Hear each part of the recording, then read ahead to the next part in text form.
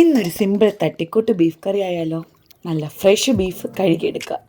അധിക സാധനങ്ങളൊന്നും ചേർക്കുന്നില്ല. സവാളയ്ക്ക് പകരം ചുവന്നുള്ളി, വെളുത്തുള്ളി, ഇഞ്ചി, പച്ചമുളക്. കഴുകി വെച്ച ബീഫിലോട്ട് ഇവ നാലും ചേർക്കുക. കൂടാതെ മുളക് പൊടി, മല്ലിപ്പൊടി, മഞ്ഞൾപ്പൊടി, ഗരം മസാല, മീറ്റ് മസാല, കുരുമുളക് പൊടി, ഉപ്പുപൊടി, കുറച്ച് വെളിച്ചെണ്ണ, കുറച്ച് വെള്ളം ഒഴിച്ച് കുക്കറിട്ട് 7 വിസിലടിക്കുക.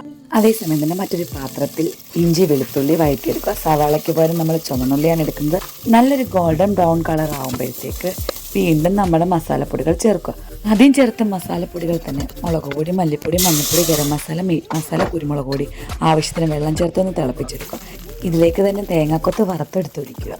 തേങ്ങാക്കൊത്ത് ഇല്ലാതെ എന്ത് ബീഫ് കറി? പണത്തിന് വേണ്ടി 2 ഗ്രാമ്പൂവിൻ്റെ ഇലയും കൂടി പിച്ചിടുക. ഇനി ലാസ്റ്റ് സ്റ്റെപ്പ്, കടുക് വറുക്കുക. ഈ തിളച്ച ബീഫ് കറിക്കകത്തോട്ട് കടുക് വറുത്ത് ഒഴിക്കുക. വളരെ സിമ്പിളായിട്ട് 25 മിനിറ്റിനുള്ളിൽ ബീഫ് കറി റെഡി. അപ്പോൾ ഓക്കെ.